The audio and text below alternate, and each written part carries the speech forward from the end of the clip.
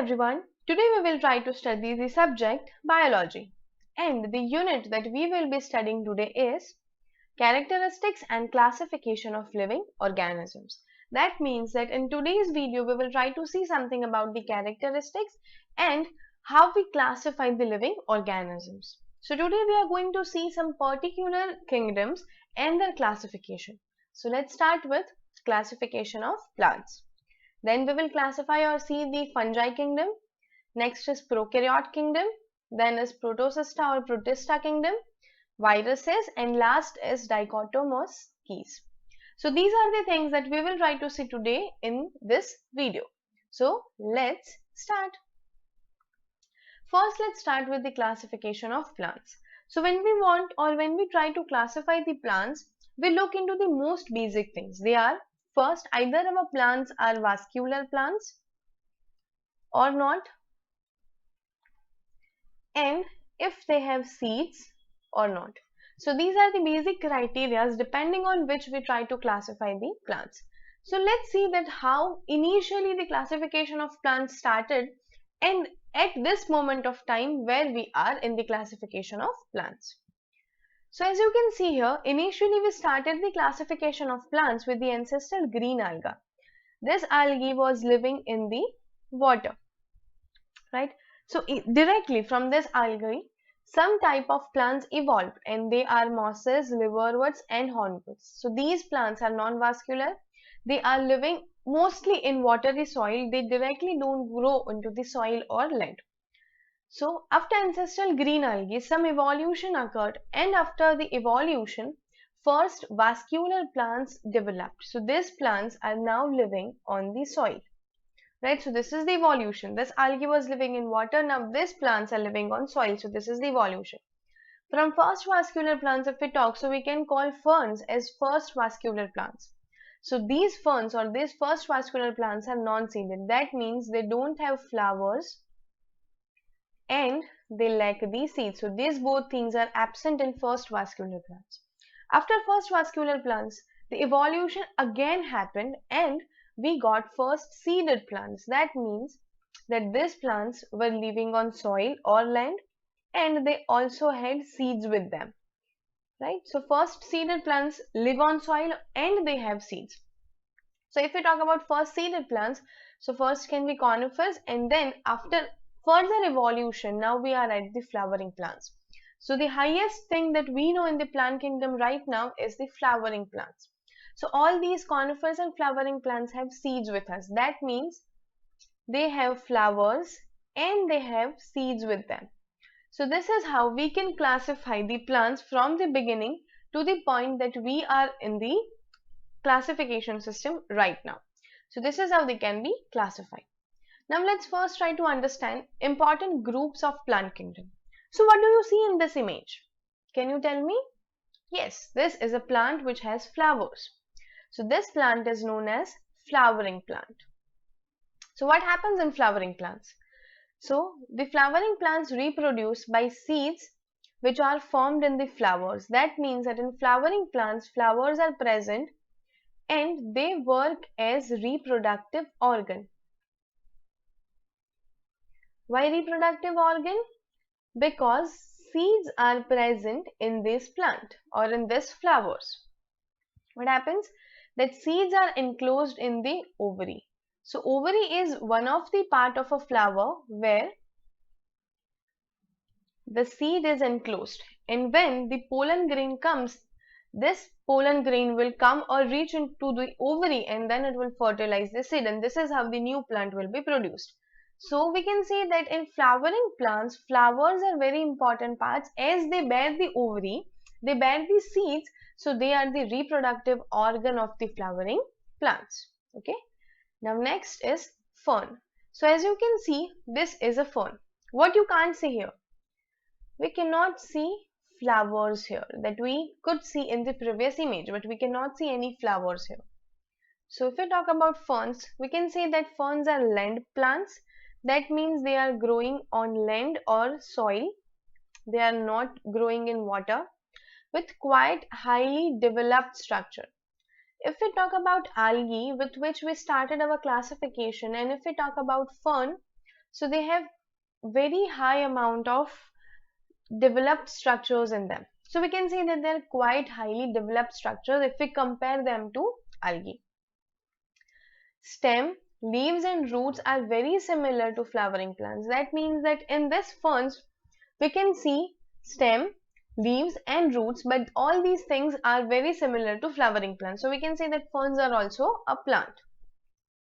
But here the stem is entirely below the ground and it forms a structure called rhizome. So when we talk about flowering plants,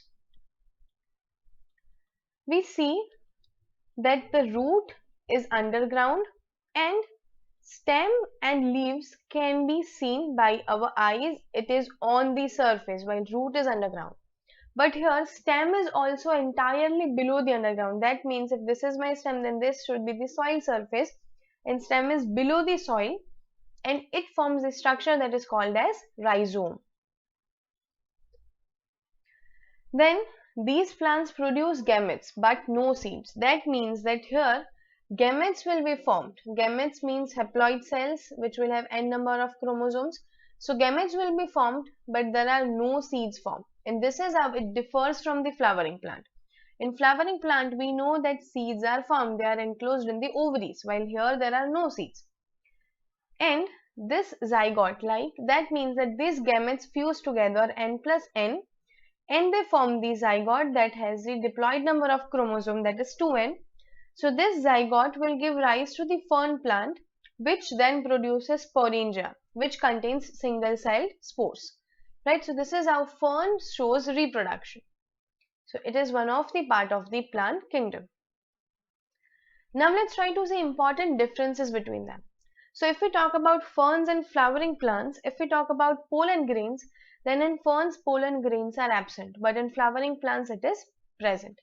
In ferns seeds are absent, in flowers or in flowering plants seeds are present in fruit. In ferns fruit or flower both are absent, in flowering plants fruit and flower both are present. If we talk that what about the fertilization, when we want to do the fertilization, what is the particular requirement? So when we talk about fern, water is required for fertilization, and in flowering plants we actually do not need water for the fertilization. It can happen by many other means, but in ferns it becomes very essential that water is there for the fertilization process. So these are the basic differences between ferns and flowering plants, which can help us to distinguish between these two. Now, next is if we talk about flowering plants, so we can see that flowering plants are divided into two parts. Which two parts? So first is monocotyledons and second is dicotyledons. So what is the basic difference? If we talk about monocotyledons or monocots, so they have only one cotyledon in their seeds. So that means that in flowering plants, these flowers will have seed, they will have flower, and in flowers ovary, our seed will be there. Right? If this is my seed, so in monocot plants, only one cotyledon, single cotyledon is present. They have long, narrow leaves with parallel veins. So this is their leaf structure. And their example can be grasses and daffodils or etc. So these are the monocotyledon plants where only one cotyledon is present. When we talk about dicotyledons, so they have two cotyledons in their seeds. That means the seeds, when we try to cut them or when we try to differentiate or to cut the seed, we can cut it in the two parts, two equal parts. The plant's leaves are broad and veins from a branching network. So this is the leaf structure. And examples are roses and oak trees and etc. So basically when I want to differentiate between monocots and dicots, the first thing that I will look for is cotyledon present in the seeds, and second that what is the structure of the leaves. If my leaf has a long, narrow and parallel veins in it, that means that leaf belong to the monocotyledon family. And if my leaves are broad and the veins shows the branching network, that means they belong to the dicotyledon family. So this is how we can easily differentiate between monocot and dicot plants. If we talk about the important differences between these two plants, so when we talk about monocot plants, in seed only one cotyledon is present. right? So you cannot differentiate the seed into two in equal parts. The root is fibrous root. Fibrous means it shows some kind of fibers, as you can see here, right? Vascular, so they are scattered. That means that vascular xylem and phloem are scattered. They are not properly arranged in a ring form. The leaves has parallel rings and the flowers are present in multiples of 3. So this is the most important thing, you have to remember this. Now if we talk about dicot, so they have two cotyledons. So we can differentiate or divide the seed into two equal parts by this line. They have taproot. So you can see the difference between these two roots. The vasculars are ringed. That means they are properly arranged in a ring form. They are arranged here in this between center part there is pith. If we talk about leaves, so they have net-like veins which are broad. And in dicot plants, the flowers are 4 or 5. So these are the basic difference between monocots and dicot plants. So whenever we see any plant, if we want to differentiate between these two plants, these things can help us to understand that which plant is monocot and which is dicot. Now let's talk about fungi kingdom. So when I talk about fungi, I must talk about hyphae. So we can say that fungi is made up of thread-like hyphae. Many nuclei are distributed throughout the cytoplasm in their hyphae. So if I talk about fungi, so this is the hyphae and the fungi is made up of this type of hyphae. Right, now if I talk about this hyphae, so in this hyphae, many nuclei are present. If I talk about this, many nuclei are present in one hyphae. Hyphae is this structure that is going out. And this is the cytoplasm which is there inside the hyphae. This is the image that this is the mycelium of a fungi. This is how a fungi looks. And this is the hyphae that is growing up. And this is a thread-like structure, as you can see. And in this thread, many nuclei are distributed. And this is with the liquid portion is the cytoplasm of the hyphae. If we talk about prokaryote kingdom, then prokaryote kingdom includes bacteria and blue-green algae. Single-celled, the organisms which are involved in the prokaryotic kingdom are single-celled. That means we can call them unicellular organisms. But their chromosomes are not organized into nucleus. That means if this is my cell, then my chromosome and this is my nucleus. So my chromosomes are not arranged in the proper amount of or in the proper connection called nucleus. Then if we talk about a bacterium, then the bacterium looks like this. This is the internal structure of a bacterium. This is the cytoplasm, the cell membrane, the murine cell wall that is present outside or which covers the cell membrane. Now it protects the bacteria from the outer environmental shock. This is cell capsule, which involves or which works for pathogenicity. This is nucleoid. This is plasmid, which is present in the bacterial cell, and this is flagellum, which moves in the movement or transportation to the bacterium. So this is how prokaryote kingdom works, where we include some bacteria and blue-green algae. And these organisms are single-celled, but their chromosomes are not arranged in the nucleus. Now let's talk about how bacteria show the reproduction, right? We talked about the prokaryote kingdom. So now let's see that how bacteria show the reproduction. So this is the image that shows that how bacteria are reproducing. First, this is the bacterial cell and this is the bacterial chromosome. And this is the cell wall and cell membrane. Now, initially in the first phase, this is the phase 1, where the replication of chromosome happens. Replication means doubling. Here my chromosome will get doubled. So the chromosome will get doubled. It will show continued growth of the cell. That means that here the chromosome will try to divide into two and this cell will form a kind of groove which will ultimately form the cell wall. And after this is phase 2, let's say, and in phase 3, these cells are completely divided into two cells. So we can see that there was one bacterial cell. It is the chromosomic material. This cell enlarged and the chromosomic material got doubled in size. Then it got divided into two, but there was no formation of cell wall till that time. And then the two cells divided with having new cell walls and new chromosomic material. So this is how bacteria show the reproduction. Then let's see Protocista or Protista kingdom. So they include single-celled organisms. These organisms have chromosome enclosed in nuclear membrane, and this forms nucleus. So in Protista, nucleus is seen, but in prokaryotes, no nucleus is seen. So this is the image and examples of the Protista kingdom, the organisms that are involved in Protista kingdom. So amoeba, euglena, paramecium and Chlamydomonas. So these organisms are involved in the Protista kingdom.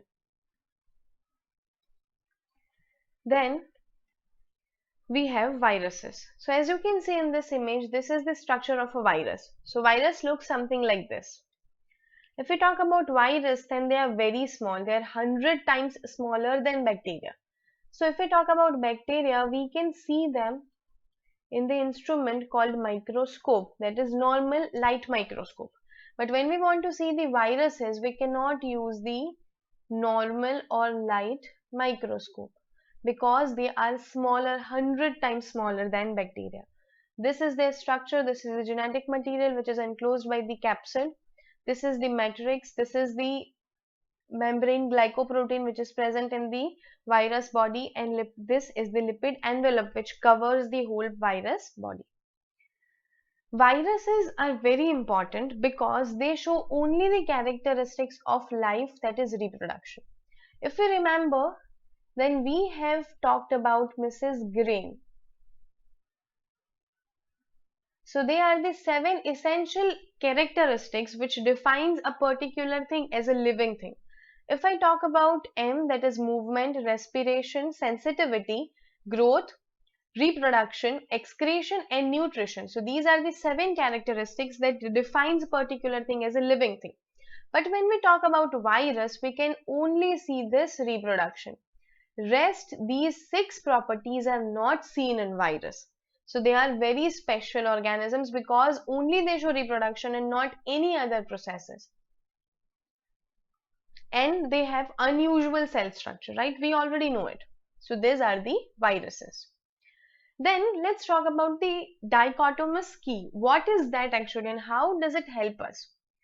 So this is a tool that allows a user to determine the identity of items in the natural world, such as trees, wildflowers, rocks, mammals, reptiles, etc. So in basic words, dichotomous keys are tools that allows its user to determine the identity of which particular item is there in the natural world. And these key consist of what? So it consists of series of choices that led the user to correct identification. That means that while using these keys, we make the choices, and these choices take us to the particular or correct identification. So how does it go? Let's see with the image. So this is the example of dichotomous keys. So first, if I want to choose a particular organism, so I will start, if I'm talking about animals, I want to choose a particular correct answer in animal kingdom, then I will start with vertebrates. So when I start with vertebrates, I have two options. The animals which have fur in their body and these organisms who don't have fur in their body. So if I choose the organism or animal which is having fur inside its body, it is called as mammals, right? Then if I talk about the animal which don't have any fur in its body, they have feathers or no feathers. So again I get two choices. Either the organism is having feathers or it is not having the feathers. So if I talk about the animal which is having feathers, then I end up with the bird. So I get my correct choice. Then if I choose that my organism is not having feathers, then again I get two options. My animal or my particular organism has dry skin or moist skin. So if my choice is dry skin, so I will end up with any of the reptiles. That includes snakes, lizards and many other things. So I will end up with those organisms who have dry skin. But no, if I want to go for moist skin, I again have two options. Scales and no scales. That means in my organisms either scales are present or scales are not present. So if I want the organism with scales, then I will end up with fish. And if I don't want the animal which has scales or the animal which has no scale, then I will end up with amphibian. So this is how I got different choices. And depending on my choice, I ended up with the correct animal. That means that if I say that I want to go for the animal which is having feathers and it is a vertebrate animal, so I will end up with bird. So this is how I got different choices, and by choosing them I ended up to a particular thing. So this is how this keys works. Now let's see what are the possible questions which can be asked from this thing. So first, classify the plant kingdom. So you have to classify them in different parts that we just saw. You can classify them in flowering and non-flowering plants. You are supposed to give the figure and explanation. Next is we have to differentiate between ferns and flowering plants. So this is already given in the table that we just saw. So you can use that.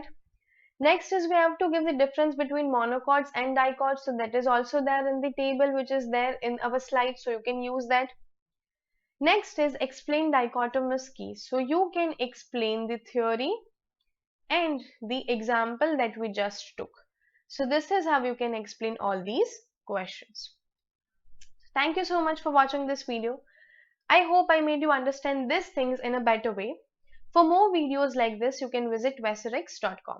Till we meet again, take care, stay safe. Thank you. Bye bye.